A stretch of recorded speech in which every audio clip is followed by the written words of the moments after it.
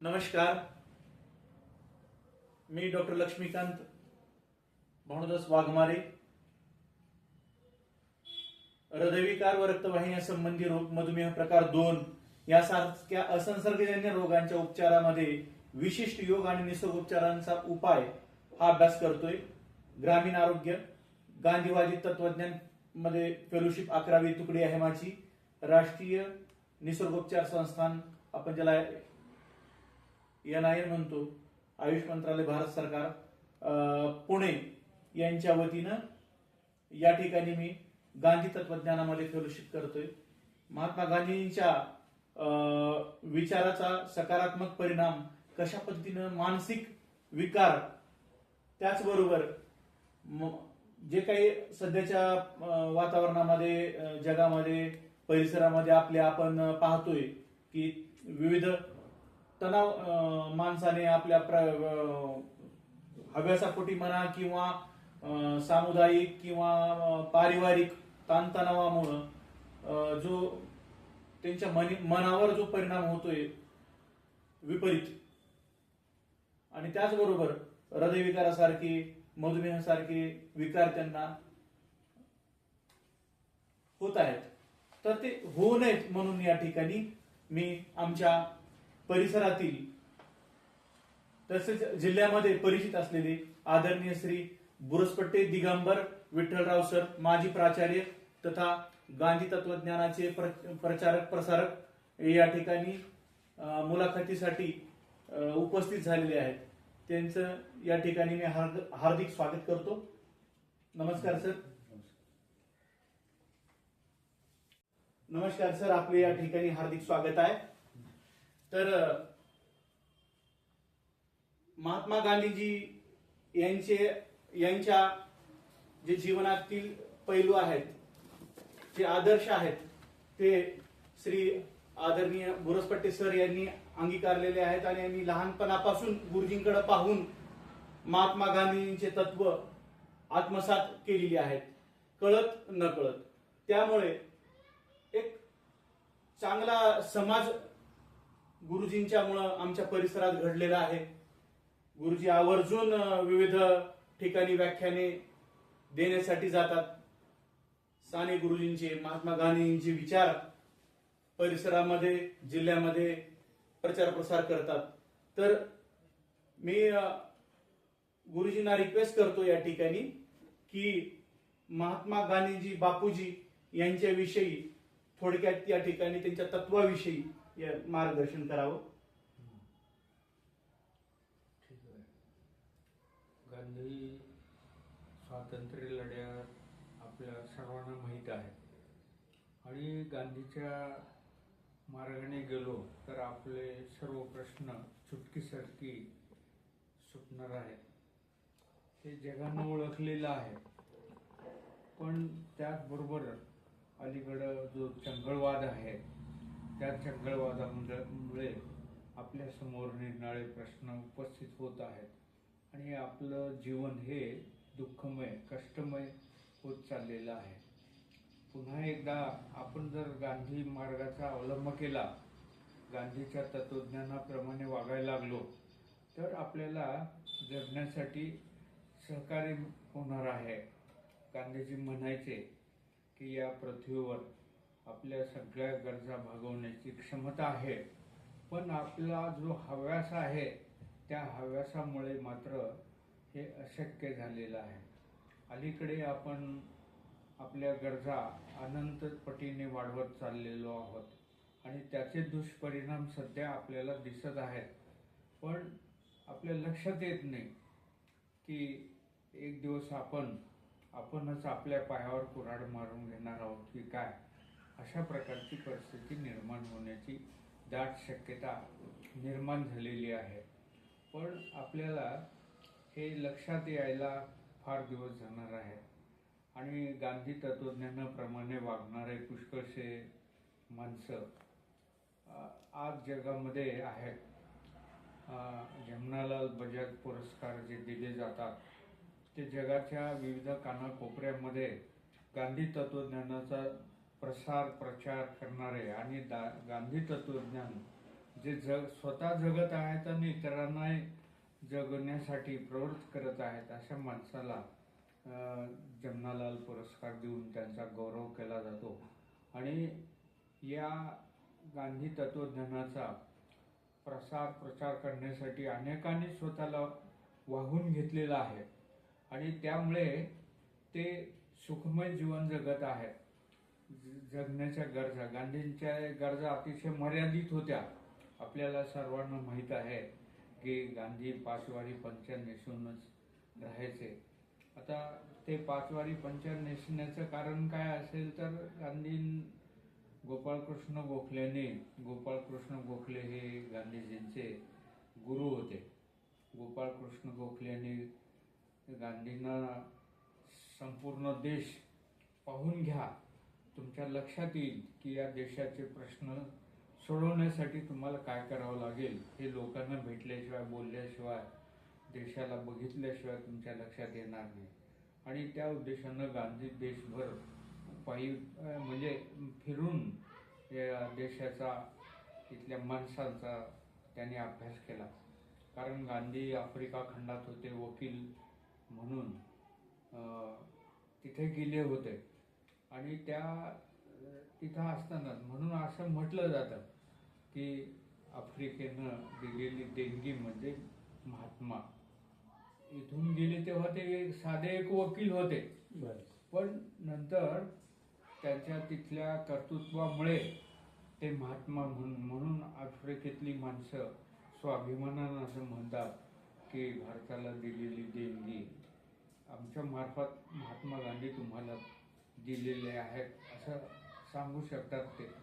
तर अशा पद्धतीनं गोपाळकृष्ण गोखलेंच्या सांगण्यावरून त्यांनी भारतभर भ्रमण केलं, भारत समजून घेतला, इथल्या लोकांचे प्रश्न समजून घेतले आणि मग या लोकांच्या, कारण गांधी म्हणायचे किंवा आपण अगोदर समजून घेतलं पाहिजे नेमकं काय, इथल्या लोकांच्या गरजा काय आहेत, इथल्या लोकांच्या अडीअडचणी काय आहेत. केवळ ब्रिटिशांच्या विरोधात नारे लावून आपल्याला भागणार नाही. गांधींचं असं म्हणणं होतं की आपल्यात देखील पुष्कळसे दोष आहेत, सामाजिक न्याय नाही, आर्थिक समता नाही, ह्या प्रथम आपण सुरू केल्या पाहिजे. म्हणून इथे गांधींच्या शिकवणीमुळे असा एक संभ्रम लोकांमध्ये एक निर्माण झाला की गांधी अगोदर म्हणायचे सामाजिक सुधारणा झाल्या पाहिजे आणि मग राजकीय सुधारणा. पण काही लोकांना काय शॉर्टकट पाहिजे होता, इंग्रजांना इथून घालवून लावण्यासाठी राजकीय सुधारणा म्हणजे राजकीय लढे दिले पाहिजेत. हे बरोबर आहे, पण प्रथम आपल्यातले दोष काय आहेत ते आपण म्हणजे आपण स्वातंत्र्य घेण्यासाठी, स्वराज्य उपभोगण्यासाठी लायक आहोत की नाही हे प्रथम आपल्यात निर्माण झालं पाहिजे. कारण काय, इथले सामाजिक प्रश्न, शैक्षणिक प्रश्न, आर्थिक प्रश्न, आरोग्याचे प्रश्न हे समजून घेतले पाहिजेत आणि त्या दिशेनं आपली वाटचाल झाली पाहिजे असं ते म्हणायचे. 1941ला गांधींनी जो वैयक्तिक सत्याग्रह सुरू केला तेव्हा त्या वैयक्तिक सत्याग्रहामध्ये म्हणजे कोण असलं पाहिजे, वैयक्तिक एकाने काही वेळी सत्याग्रह करायचा, झुंडीच्या झुंडीने नाही, लाखोच्या हजारोच्या संख्येने सत्याग्रह करायचा नाही, तर एका वेळी एकाने सत्याग्रह करायचा, त्याला वैयक्तिक सत्याग्रह असं म्हटलं जातं. मग ते वैयक्तिक सत्याग्रही कोण असले पाहिजेत, ज्यांचा समतेवर विश्वास असला पाहिजे, अस्पृश्यता निवारणासाठी ज्यांना काम करावं असं वाटतंय, शैक्षणिक प्रश्न आपल्या समाजाचे सुटले पाहिजेत असं ज्यांना वाटतंय, अशा लोकांनाच आपण वैयक्तिक सत्याग्रही म्हणून निवडलं पाहिजे असं ते म्हणायचे. वैयक्तिक सत्याग्रही म्हणून पहिले वैयक्तिक सत्याग्रही विनोबा भावे. म्हणजे विनोबा भावेंचा अस्पृश्यता निवारणावर विश्वास होता, सामाजिक समतेवर विश्वास होता आणि त्याचबरोबर हे देशातल्या लोकांमध्ये साक्षरतेचं प्रमाण वाढलं पाहिजे याच्यावरही त्यांचा विश्वास होता. तर अशी माणसं वैयक्तिक सत्याग्रही म्हणून गांधींनी निवड केलेली होती. तर बापूजींच्या विचारामुळं, तत्वामुळं आपलं मानसिक स्वास्थ्य कशा पद्धतीनं चांगलं राहू शकते सर, त्याबद्दल थोडस श्रोत्यांना मार्गदर्शन करावं. गांधीची शिकवण खरं म्हणजे त्यांना आई वडिलांकडूनही विशेषतः त्यांची आई अतिशय धार्मिक वृत्तीच्या होत्या. त्यामुळे पहिली अगोदरच म्हटलं जातं, लक्ष्मण शास्त्री तर्कतीर्थांनी म्हटलं, आईची मांडी हे जगातलं सर्वश्रेष्ठ विद्यापीठ आहे. आईच्या मांडीवर मूल खेळत असताना आईनं केलेले जे संस्कार आहेत ते अवीट असतात आणि ते कधीच मिटले जात नाही. तसं गांधीच्या मातोश्री आईने त्यांना निरनिराळ्या प्रकारचे संस्कार लहान वयातच केलेले होते. गांधी विदेशात जाताना शिक्षणासाठी चालले होते. विदेशात तर चंगळवाद भरपूर आहे, तिथे आपला मुलगा भरकटला जाऊ नये अशी त्यांना भीती वाटत होती. म्हणून त्यांच्या आईने त्यांना मांसाहार वर्ज करण्यासाठी सांगितलेलं होतं. त्यानंतर दारू वगैरे सारखे पदार्थ म्हणजे स्त्रीपासून दूर राहिलं पाहिजे. दारूला स्पर्श करता कामा नये, मांसाहाराला स्पर्श करता कामा नये अशी शिकवण त्यांना घरातूनच मिळालेली होती. आता आजकाल आपण असं पाहतो की असे आई वडील जगामध्ये आता दुर्मिळ झालेले आहेत. सगळ्यांना चंगळवादानं प्रभावित केलेलं आहे. त्यांच्या गरजा मर्यादित असताना विनाकारण वाढवलेल्या आहेत. तर एका ठिकाणी असं मी ऐकलो की घरात 400 रुपयाचं दूध लागतं. एका याने घेतलं म्हणजे खरं म्हणजे तेवढं दूध कशाला लागतं, किती. असं एक बातमी पेपरमध्ये आली होती की अमेरिकेतले लोक बऱ्याचशा वस्तूचा अति वापर करतात. उदाहरणार्थ वर्तमानपत्र, मोठमोठी कित्येक पानाची वर्तमानपत्र निघतात आणि त्याच्यामुळे कागदाची टंचाई. कागद वनस्पतीपासून तयार केला जातो. मग वनस्पतीचा विनाश, वनस्पती तोडणे, झाडं तोडणे असे प्रकार, जंगलाचा विनाश होणे असे हे प्रकार होत जातात. त्या सगळ्याला असा आळा घालण्यासाठी आपली जीवन पद्धती ही म्हणजे अतिशय आपल्या गरजा मर्यादित असल्या पाहिजे. त्यामुळे आपलं स्वास्थ्य नीट राहतं. आपल्या गरजामध्ये मर्यादित, माणसाचा हव्यास त्याला शांत बसू देत नाही आणि हव्यासाची पूर्तता करण्यासाठी मग तो सारखी धडपड करत असतो आणि त्याच्यामुळे आपण टेन्शनमुक्त राहू शकत नाही, तणावमुक्त राहू शकत नाही. आपल्या गरजा मर्यादित असल्या तर तणावमुक्त राहू शकतो.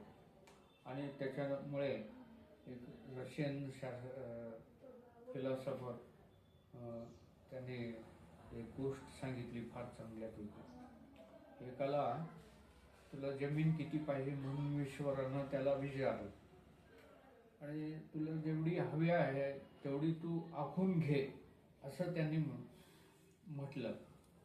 मग ह्याला एवढी हाव होती की ती जमीन मिळवण्यासाठी सारखा पळत सुटला. 1 मैल 2 मैल 3 मैल असं पळत पळत पळत शेवटी तिथे एवढं त्यानं अतिशय पळल्यामुळे त्याला दम लागला आणि पटकन जमिनीवर खाली पडला आणि प्राण सोडले त्याने. म्हणजे हव्यासापायी त्याचा प्राण गेला तरी त्याला त्या लक्षात येत नव्हतं. असा हा अतिरेक सगळीकडे सुरू झालेला आहे आणि निरनिराळ्या प्रकारची शस्त्रास्त्र वगैरे निर्माण करीत चाललेले आहेत. आता 3रं महायुद्ध कशाचं होईल तर दगडाचं होईल असं म्हटलं जातं. काही लोक पाण्यामुळे 3री लढाई होईल. हे सगळे कशाचे परिणाम आहेत तर आपल्या हव्यासाचे. आपल्या गरजा मर्यादित आपण ठेवल्या नाही गांधी अतिशय साधं जीवन जगत होते. कच्चे फळं खाणे, उकडलेली फळं खाणे असं मर्यादित होतं सगळं त्यांचं. आणि त्याच्यामुळे चरख्याचं सूत काढायचं, ते खादीचे कपडे वापरायचे. आता ते खादीचे कपडे वापरायचं तत्त्वज्ञानी कुठून सुचलं खरं म्हणजे. गरज ही शोधाची जननी असते असं म्हटलं जातं. मग आपल्या देशातल्या लोकांना वस्त्राची गरज आहे. कारण गांधींना केवळ स्वातंत्र्य मिळून ब्रिटिशांना इथून हाकून लावून आपले प्रश्न सुटणार नाही त्याच्यावर त्यांचा आत्मविश्वास होता. त्यासाठी ते म्हणाले की बुवा इंग्लंडच्या ग्लासगोमध्ये तयार होणारं कापड आपण न वापरता आपल्या देशात तयार करून जर कापड आपण वापरलो तर हे आपोआप, कारण इथून जाणारा कापूस इंग्लंडमध्ये जायचा, त्याचं इथून जाणारं सूत इंग्लंडमध्ये जायचं आणि त्याचे कपडे तयार करून इथे आपल्याला पाठवायचे, ते अधिक दामानं विकले जायचे. त्यामुळे असं दुहेरी शोषण होत होतं. एक तर इथला कच्चा माल ते घेऊन जायचे आणि त्याच्यावर प्रक्रिया करून पक्का माल इथे आणून विकायचे. त्यामुळे इथल्या लोकांचं दुहेरी शोषण, आर्थिक शोषण होत होतं. ते थांबवण्यासाठी खादीची निर्मिती झाली. खरं म्हणजे आपण सूत कातायचं आणि त्या सुताचं जाडं भरडं कापड तयार करायचं. ते जाडं भरडं कापड आपण जर अंगात घालू लागलो तर त्या ग्लासगोमध्ये तयार होणारं जे कापड आहे ते आपण वापरणार नाही आणि आपोआप ब्रिटिशांना म्हणजे एक प्रकारचा धक्का पोहोचेल. कारण ते तयार माल करून इथं विकायचे.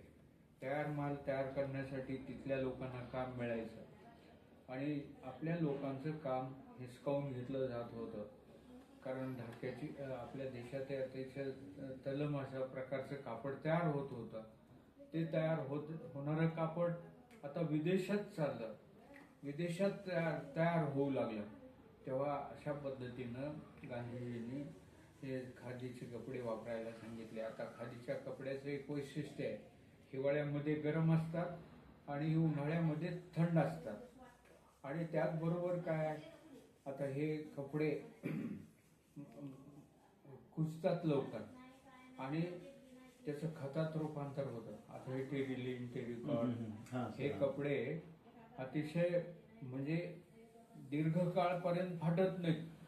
आणि त्याचबरोबर या कपड्याचं पुन्हा समजा जळाले कपडे जर त्याची दुर्गंधी येते, ते कृत्रिम धाग्यापासून तयार झालेले कपडे आहेत, तर त्याच्यापासून प्रदूषण होतं, हवेचं प्रदूषण होऊ नये म्हणून प्रयत्न झाले पाहिजेत. आता आपण असं पाहतो की फटाके उडवले जातात आणि फटाके केव्हा उडवले जातात, माणूस जन्मला तरी फटाके उडवले जातात, माणूस मेला तरी फटाके उडवले जातात. आणि त्याच्यामुळे हे हवेचं प्रदूषण, आवाजाचं प्रदूषण होतं. दिवाळीला फटाके आपण उडवायला नको, कारण आता सध्या काय झालेलं आहे की हवा प्रदूषित झालेली, पाणी प्रदूषित झालेलं आहे. हे सगळं आपल्या वागण्यामुळे झालेलं आहे. आता पूर्वी, आता माझं वय 84-85 वर्षाचं आहे. अगदी 7-8 वर्षाचा, 8-9 वर्षाचा मी असताना आमच्या शेतातून वाहणाऱ्या ओढ्याचं पाणी पित होतो. आता सध्या त्या ओढ्याचं पाणी कोणी पित नाही, एवढं प्रदूषित झालेलं आहे. आता खरं म्हणजे नदीला आपण लोकमाता म्हणतो, पण आता ती लोकमाता राहिलेलीच नाही. अतिशय गढूळ असं पाणी झालेलं आहे. पूर्वी असं ऐकलं जात होतं की गंगेच्या पाण्यामध्ये अंघोळ केली तर चर्मरोग बरे होतात. खरं असेल ते खरं म्हणजे, पण आता तसंच नाहीच ना. त्या गंगेच्या पाण्याला स्पर्श करायला देखील भीती वाटते, एवढं प्रदूषित झालेलं आहे, प्रदूषण वाढलेलं आहे. गावातली सगळा मैला, सगळा घाण, कारखान्यातला टाकाऊ पदार्थ त्या पाण्यात मिसळला जातो आणि ते पाणी प्रदूषित झालेलं आहे. या सगळ्याला उपाय एकच आहे, गांधी मार्गाचा अवलंब करणे. तर या ठिकाणी सध्याच्याला हृदयरोगाचे प्रमाण, त्याचबरोबर मधुमेहाचे प्रमाण, या सगळ्या तणावामुळं वाढल्याचा निष्कर्ष वर्ल्ड हेल्थ ऑर्गनायझेशनने काढलेला आहे. भरपूर अशा संशोधन झालेले आहेत की ज्याच्यामध्ये तणाव हाच एक महत्वाचा भाग बरोबर आहे. ते विकार होण्यासाठी हो. आढळलेला आहे. तर गांधी तत्वज्ञानाचा वापर जर आपण केला आपल्या आयुष्यामध्ये तर हे तणाव होणार नाही हो. आणि त्याच्यामुळे हे विकार आपल्याला उद्भवणार नाही, आहे की नाही सर? बरोबर. तर त्या दृष्टिकोनातून सरांनी आपल्याला आता मार्गदर्शन केलेलं आहे. त्याचबरोबर बापूजींनी आपल्याला निसर्गोपचारासाठी त्यांच्या आत्मकथेमधून निरोप दिलेला आहे, सांगितलेला आहे. सत्याचे प्रयोग नावाचं त्यांचं आत्मचरित्र आहे, हो, बरोबर. आत्मकथा आहे बापूजींची. त्याच्यामध्ये त्यांनी काही स्वतःचे प्रयोग सांगितलेले आहेत. आकाश चिकित्सामधून आपण उपोषण वगैरे त्यांनी करायचे. उपोषणाचा मार्ग त्यांनी अवलंबून आपल्याला स्वातंत्र्य मिळवून दिलेलं आहे. त्याचबरोबर त्या उपोषणाचा आपल्या शरीरावर सुद्धा चांगला परिणाम होतो, सकारात्मक परिणाम होतो, आहे की नाही सर? बरोबर. तर त्याबद्दल थोडस माहिती हो. दिली तर बरं राहील तुम्ही. हो.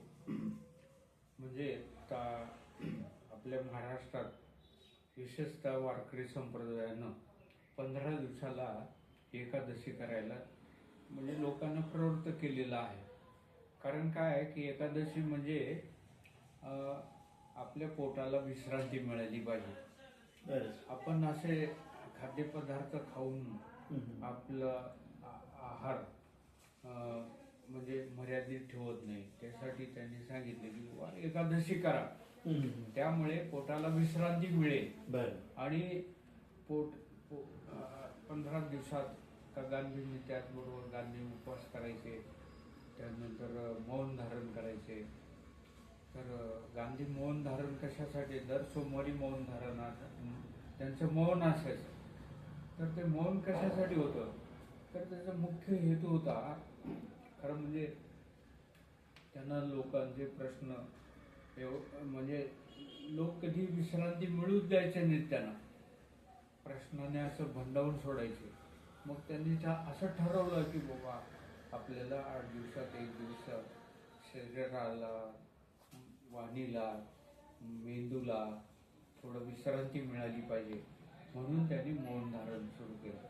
त्या मौनाच्या काळामध्ये लोक त्यांना भेटायचे नाहीत, कारण अगदी साधी गोष्ट आहे गांधी पुढे तर आज त्यांचं मौन आहे, बस त्यांना कोणी त्रास द्यायचा नाही.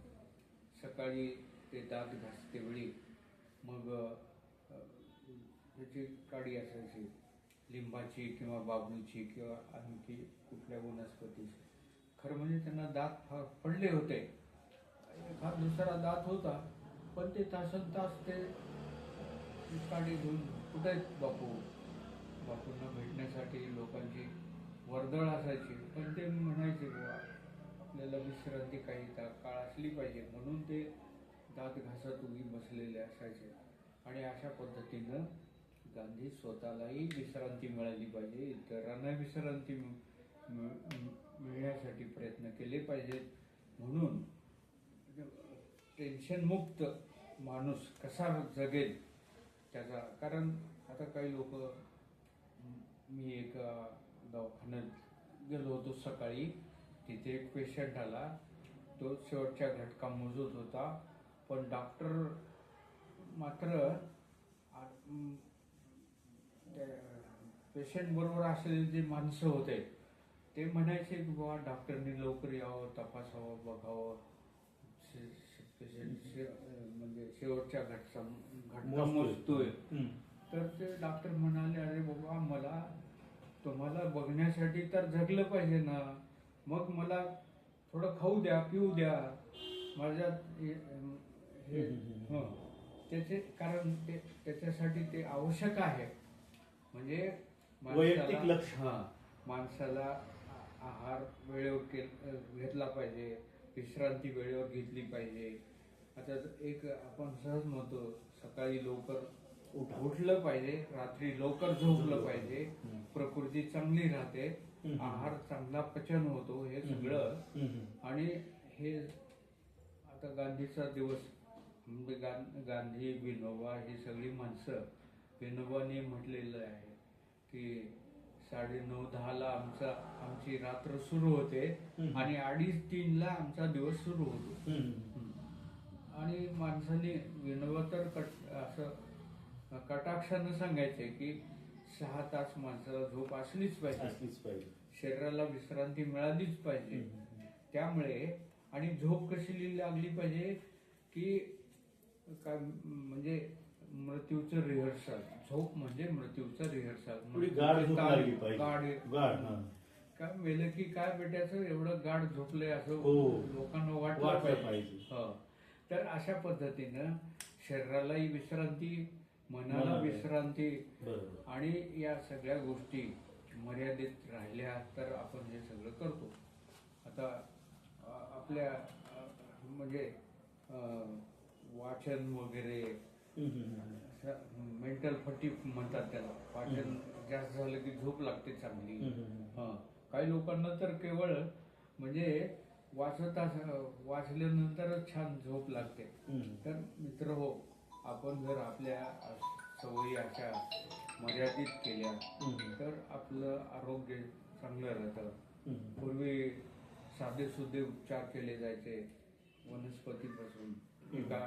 एका आश्रमामध्ये शिष्यांना सांगितलं गुरुनी की त्या वनस्पतीची कोणतीच म्हणजे फांदी किंवा चीक किंवा फळ, पान त्याचा उपयोग होत नाही अशी वनस्पती हुडकून काढा किंवा आणून दाखवा आम्हाला. काही शिष्य गेले, दिवसभर फिरले, पण त्यांना अशी वनस्पती कुठेच मिळेना झाली जिचं चीक किंवा तिचा रस किंवा तिचं फळ उपयोगाचं नाही. तर म्हणायचं काय की आपल्या अवतीभोवती असलेल्या ज्या वनस्पती आहेत त्या औषधी वनस्पती आहेत, आपल्याला ते माहित नाही. म्हणून वनस्पतीचा विनाश आपण टाळला पाहिजे. आता अलीकडे कुठे पाऊस, अतिशय पाऊस पडतो, कुठे ऊन पडतं, कुठे हे निसर्ग कोपला असं म्हणतो. असं म्हणतो आपण. केरळमध्ये 2-3 वर्षापूर्वी पावसानं थैमान घातलं आणि लोकांचं जीवन विस्कळ. खरं म्हणजे केरळला देवभूमी म्हटलं जातं. पण तिथं असलेली जी वनस्पती आहे, तिथल्या ज्या नद्या आहेत, त्या नद्या माणसानं आपल्या मर्जीप्रमाणे वळायला सुरुवात केली. आपल्याला एक विषय सांगतो मी. चॅम्पियन ऑफ द अर्थ नावाची उपाधी संयुक्त राष्ट्रानं यावर्षी माधव गाडगीळना दिलेली आहे. माझी चॅम्पियन ऑफ द अर्थ. त्याच्यावर अनेक वर्तमानपत्रांनी त्यांचं कौतुक केलं. खरं म्हणजे लोकसत्तेमध्ये तर खूपच छान माहिती आली. 2-3 लेख आले की हे पश्चिम घाट, ते पश्चिम घाटामध्ये अनेक वर्ष फिरले आणि तिथे असलेली वनस्पती, तिथं असलेले पक्षी, तिथं असलेली फळं. आता त्यांनी असं म्हटलेलं करवंद शहरातल्या लोकांना माहीतच नाही म्हटलं त्यांनी, कारण त्यांनी कधी खाल्लंच नाही, ते कधी जंगलात गेलेच नाही, जंगलातलं करवंद पाहिलंच नाही. तर अशा पद्धतीनं आपल्या अवतीभोवती वनस्पतीचं म्हणजे साम्राज्य असलं पाहिजे. जंगलावर आधारित असलेले लोक आहेत, त्यांची उपजीविका त्याच्यावरच होत असते. एकंदरीत आता आपण इथं मानसिक स्वास्थ्य टिकवण्यासाठी गांधी तत्वज्ञानाचा वापर कसा करू शकतो हे आता आपण गुरुजींकडून ऐकलेलं आहे. त्याचबरोबर स्वावलंबनासाठी सुद्धा जंगल वाचवले पाहिजेत याचा सुद्धा मेसेज आपल्याला सरांनी दिलेला आहे. तर याही पुढे चालून बापूजी निसर्गोपचाराकडे कोणत्या दृष्टिकोनातून बघायचे आणि निसर्गोपचार चांगला रोग निवारक आहे असं त्यांनी त्यांच्या कुठल्या कृतीमधून आपल्याला माहिती करून दिलेलं आहे. त्याबद्दल थोडस त्यांचा जो ग्रंथ आहे, त्यांची आत्मकथा आहे बापूजींची, त्यामध्ये त्यांनी सांगितलेलं आहे, त्या आधारावर काही सांगता येईल सर आपल्याला? म्हणजे कच्ची फळं खाणे, कच्च्या भाज्या खाणे, शक्य होईल तेवढं, म्हणजे एवढ्या जास्त शिजवून त्यातलं जे हे अर्क असतं ते नष्ट होऊन जातं, जळून जातं.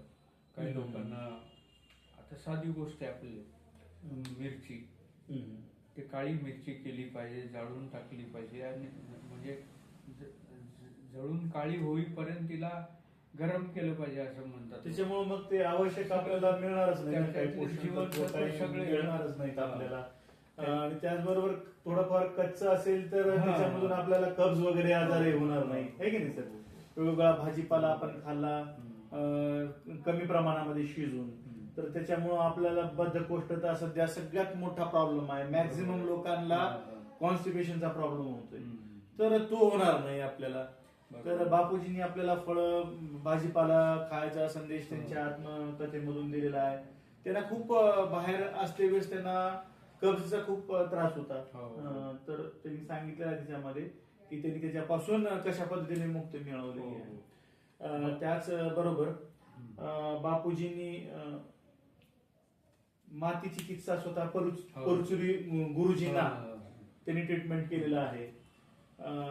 बरंच बापूजींचं नॅचरोपॅथी विषयीचं कार्य आहे, तर त्याविषयी तुम्हाला काय सांगता येईल? हुर्री कांचनला निसर्गोपचार केंद्र आहे, ते बापूंनी तिथं स्थापन केलेलं आहे खरं म्हणजे. बरं, पुण्याजवळ बरोबर, उरळी कांचन. आणि इथं आता डॉक्टर साहेबांनी म्हटलं ते परचुरी शास्त्रीचं, त्यांना कुष्ठरोग झाला होता. तो कुष्ठरोग, त्यांच्या जखमा वगैरे सगळं हे निसर्गोपचार केंद्रामार्फतही त्यांनी सुरुवात केली. आणि मग सगळ्यात बाबतीत असं आहे, साध्या सुध्या गोष्टीकडे त्यांचं विशेष लक्ष असायचं. तर भाज्या अगोदर धुवून घेतल्या पाहिजेत, आणि चिरल्यानंतर आपण ज्या धुतो भाज्या ते चुकीचं आहे असं ते म्हणायचे. कारण त्या भाज्या चिरल्यानंतर त्याच्यातून निघणारा जो रस आहे तो धुवून निघून जातो आणि भाजी निसत्व होऊन जाते. असं साध्या सुध्या गोष्टीमध्ये छोटे छोटे बारकावे सुद्धा त्यांनी आपल्याला सांगितलं. खरं म्हणजे खेड्यापाड्यातून ते भुईमीठ म्हणायचं असं पूर्वी, त्या जमिनीवर पाणी टाकून घासायचं थोडं आणि ते लेप द्यायचा. समजा कोणाचे हात मुरगळला, बोट मुरगळलं तर त्याच्यावर ते उपचार करायचे. अशा पद्धतीनं आपण जर समजा उठसूट डॉक्टराकडे बोलणे किंवा उठसूट औषध पाणी घेणे वगैरे जर करत गेलो तर त्याचे अपाय ते सेवनामुळे होतात. आता आपण कोविडच्या लाटेमध्ये पाहिलं सर, आपल्याला कुठलेच औषधच काम करत नव्हते. नव्यानं आपल्याला ते औषध वेगवेगळे, आता थोडे दिवस डॉक्टरांनी प्रयत्न केले, हे औषध दिले, त्याच्याने फरक नाही, लगेच दुसरी औषधं चालू केली. हा सगळा जो औषधांच्या अतिरेकामुळे होणारा दुष्परिणाम आहे आपल्या मानवी शरीरावर, की जे त्या औषधांमुळं जे काही विषाणू वगैरे आहेत, सूक्ष्मजीव आहेत, की त्या जीवांना त्या औषधांची सुद्धा सवय झालेली आहे. त्याचा काही फरकच पडत नाही आपल्याला. हे आपण दुष्परिणाम सुद्धा आपण जाणून घेतलेला आहे मागच्या महामारीमध्ये. आणि महामारीमध्ये नॅचरोपॅथीचा खूप मोठा फायदा झालेला आहे, योग साधनेचा खूप मोठा फायदा झालेला आहे.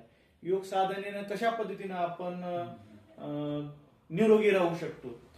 Prevention is better than cure.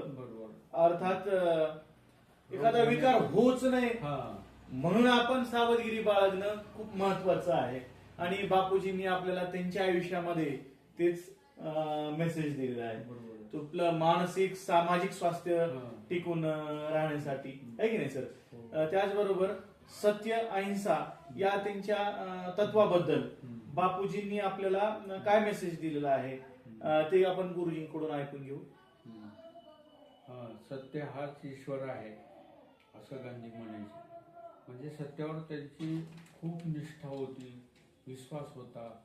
आणि त्याने आपल्या ह्याला सत्याग्रह, सत्यासाठी आग्रह कुठली गोष्ट सत्याग्रह. सत्याग्रह याच्यातूनच निर्माण झालं. सत्य हाच ईश्वर आहे. सत्यावर त्यांची खूप निष्ठा होती आणि त्यांच्यापासून प्रेरणा घेऊन पुष्कळ जण सत्यानं वागण्याचा प्रयत्न करतात. आणि अहिंसेबद्दलही आता जगात खरं म्हणजे गांधीजींचा जन्मदिवस अहिंसा परमो धर्म म्हणून जगभर साजरा केला जातो. आणि गांधीचे जगात अनेक ठिकाणी पुतळे बसवण्यात आलेले. इंग्लंडमध्ये चर्चिलच्या जवळच गांधीचा पुतळा बसवलेला आहे. कारण चर्चिल गांधींना म्हणजे गांधीचे फार तिरस्कार करायचा. चर्चिल अर्धनग्न राहतो, तो राजवाड्यात कसा काय जाईल असं ते म्हणायचे चर्चिल. पण नेमकं काळानं उगवलेला हा सूळ आहे. गांधीचा पुतळा चर्चिलच्या समोर बसवलेला आहे. तर मित्रहो, आपल्याला सत्याबद्दल अहिंसेबद्दल गांधींनी खूप शिकवण दिलेली आहे आणि त्यांच्यामुळे लोकांमध्ये पुष्कळसं परिवर्तन आपल्याला पाहायला मिळते. आपल्या देशात सध्या एका विशिष्ट विचारसरणीचे लोक आपल्या अवतीभोवती पसरत चाललेले आहेत. आणि तर ते दिल्लीमध्ये मराठी साहित्य संमेलन होणार आहे. तर त्या साहित्य संमेलनाला नथुराम गोडसेचं नाव द्या म्हणून काही लोकांचा आग्रह चालू आहे. असं आहे खरं म्हणजे. आता गांधी धर्म हे गांधी तत्वज्ञानामध्ये बसत नाही. पण अलीकडच्या काळामध्ये गांधी नेहरू यांच्याबद्दल आपण अपमानास्पद बोललेलं ऐकतो. तेव्हा मित्रांनो, सत्य अहिंसा हे यावरच पूर्ण आयुष्य वेचलं. बरोबर आहे. आणि एक दिवस खरं म्हणजे गांधीजीची शिकवणच लोकांना जगाला वाचू शकेल, टाळू शकतो.